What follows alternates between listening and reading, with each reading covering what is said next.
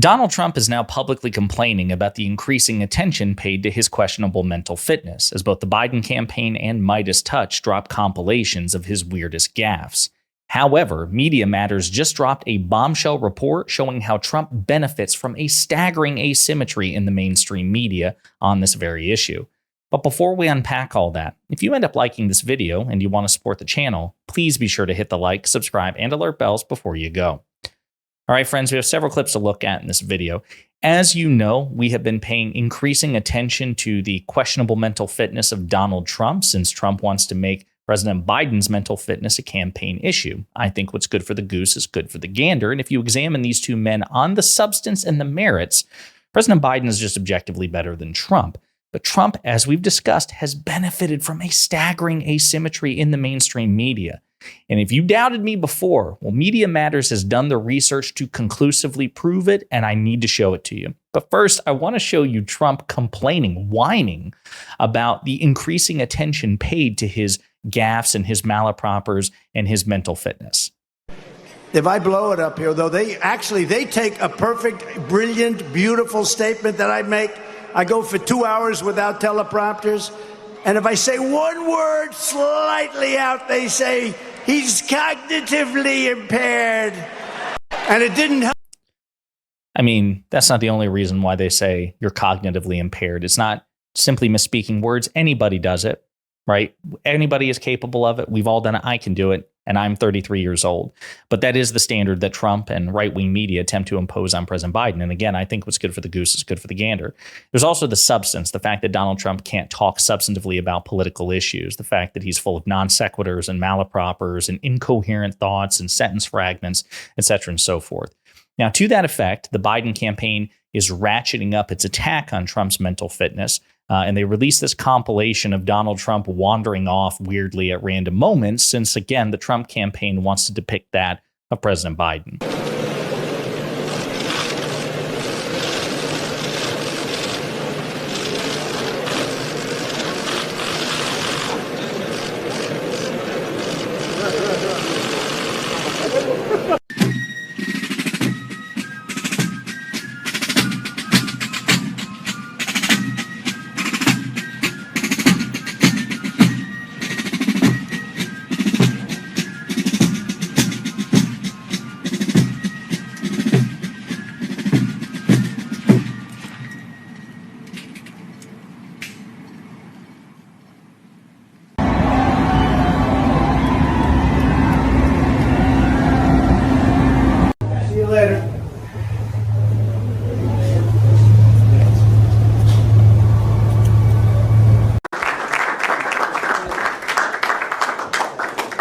Thank you, everybody. President. Most important thing. I'm only signing it because it costs nothing.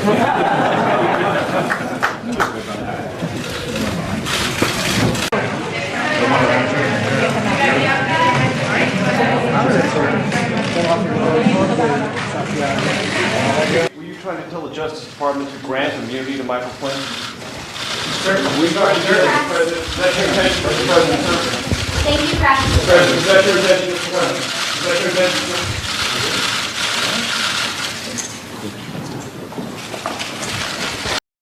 That is the vice president, or the then vice president of the United States, going back to the Resolute desk in the Oval Office to grab Trump's papers because Trump forgot his papers and didn't want to have to be seen crossing the room again to go pick them up because he forgot them.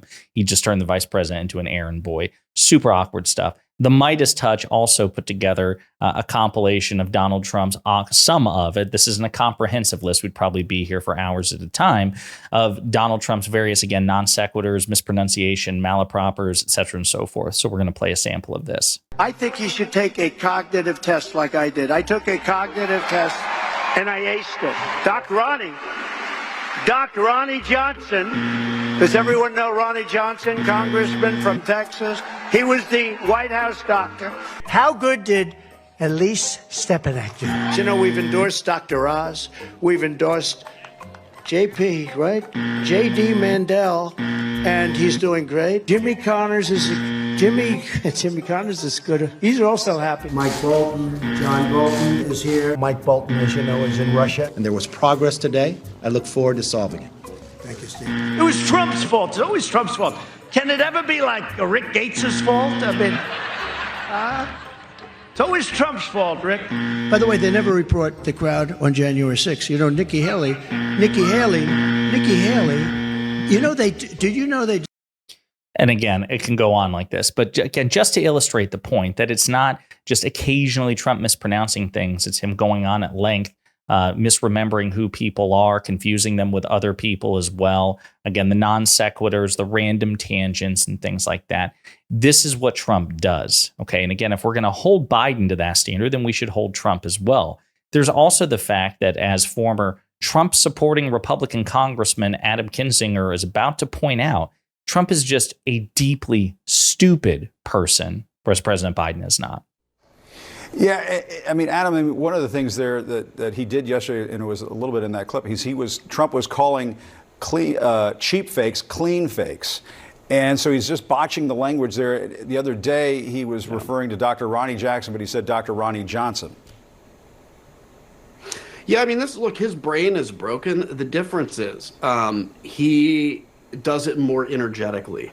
And, you know, and I think it's completely an unfair comparison. But right now, you know, Joe Biden looks a lot more low energy than Donald Trump. And that's Donald Trump's advantage. But these videos, I mean, they're blatant lies. And it used to be, Jim, back in the day, it would be kind of the dark corners of the internet that would put out these fake videos. And then responsible people like members of Congress and the Senate or the RNC would say, no, we're not going to do that. They're the ones pushing this now. This whole Joe Biden wandering at Normandy, all you had to do was pan out and see that he was talking. He's doing exactly what I would have done as a military guy, which is go over and talk to them and not the other state leaders.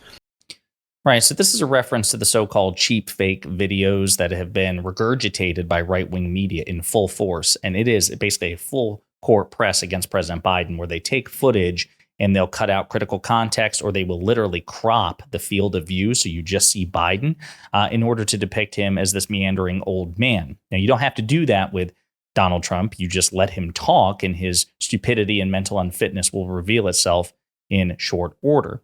Now, again, here at Pondering Politics, we have observed and therefore concluded that there seems to be this asymmetry, not just in right-wing media, but mainstream media, about how President Biden's mental fitness is depicted compared to Trump's. And Media Matters, with their characteristic scholarship, have confirmed it with a deep dive. Okay, study. Top newspapers fixate on Biden's age.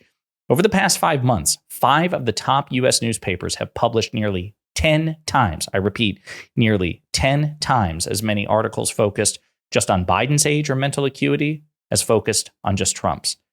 Media Matters has reviewed articles in 5 of the top U.S. newspapers by circulation: The Washington Post, The Wall Street Journal, The New York Times, The LA Times, and USA Today. And by the way, of those 5 publications, I think The Wall Street Journal is the most conservative one. The rest, you know, are pretty like nonpartisan or would be considered liberal leaning. So this goes to show how biased the coverage is on this issue, and how quick the Washington Post, the New York Times, the LA Times are to throw President Biden and the Democrats under the bus for the sake of clicks. Anyway, so they've reviewed articles from those 5 publications that focused on either or both Biden's and Trump's ages or mental acuities from January 15th, when the Iowa caucuses were held as the first contest in the 2024 presidential election cycle, through June 17th. We considered an article to be focused on a candidate's age or mental acuity when it mentioned the candidate's age or mental acuity in the headline or lead paragraphs. Some articles mentioned both the candidates' ages or mental acuities in the headline or lead paragraphs. We found 144 articles focused on either or both Biden's and Trump's ages or mental acuities in the period studied, with 67% focused on just Biden and only 7% on just Trump. Biden has long dealt with right-wing attacks on his age and supposed problems with mental acuity. Media Matters has repeatedly found that national news media harp on Biden's age or mental acuity while largely failing to highlight Donald Trump's, despite his similar age, frequent gaffes, and incoherent ramblings. And folks, this is staggering. 80% of the LA Times articles were focused on just Biden's, but not Trump's, while no articles were focused on just Trump's and not Biden's. 78% of the New York Times articles were focused on just Biden's, but not Trump's, while only 6%, 2 articles, were just focused on Trump's. 73% of the Wall Street Journal. So look at that, folks. There is more focus from the so-called liberal New York Times and the so-called liberal LA Times than even the conservative Wall Street Journal. I mean, not by much, but noticeably. 51% of the Washington Post articles were focused on just Biden's age or mental acuities, but not Trump's, while 9% were focused on just Trump. Okay? This is staggering, especially if you see it in a graph. Okay? The point is, and I encourage you to check this article out, there is an asymmetry here. It's just a fact. It's not a matter of opinion. Biden is held to a higher standard than Donald Trump. It's not rational. It's not fair. It doesn't make any sense. And it's not just a double standard imposed by right-wing media. They're ideologically predisposed to do it. Even the mainstream media is doing this. That is just increasing evidence of how hostile the media ecosystem is to the left, to the Democratic coalition, to Democrats as a party, and to the incumbent Democratic president. It's just not a matter of opinion. As I've said, if mental acuity is going to be a topic in this race, that's fine. It should be. It's important for the president of the United States to be mentally fit for office. But you should hold the candidates to the same standard. And if one is clearly more fit than the other, so be it. That should be acknowledged. But as I've told you, poll after poll after poll after poll after poll say that a majority of Americans have concerns about Donald Trump's mental fitness. Is it to the same extent as Biden's? No, the numbers are generally better for Trump with respect to polls, but still a majority. It's not like 80% are worried about Biden and only 2% are worried about Trump. It's not like that. These are both peers. One's an 81-year-old man. The other one is 78. There are 3 years to separate them. They could have gone to high school together. And Trump is a gaffe machine. And unlike Biden, he can't talk substantively about policy or politics. So why are they not held to the same standard? We should demand that they be held to the same standard. And that's why, friends, I have said time and time again, we should not give an inch of ground on this issue. They're both old. They're both gaffe machines. And polls show that a majority of Americans have doubt about both of these candidates. And that's the other thing, to consider this. So many people have doubts about Donald Trump's mental fitness, despite the fact that he benefits from this staggering asymmetry. Imagine how terribly Trump would perform and how terribly he would poll on this very issue if he were held to the same standard as Biden and given the same level of scrutiny as Biden. Food for thought. Let me know what you think in the comments.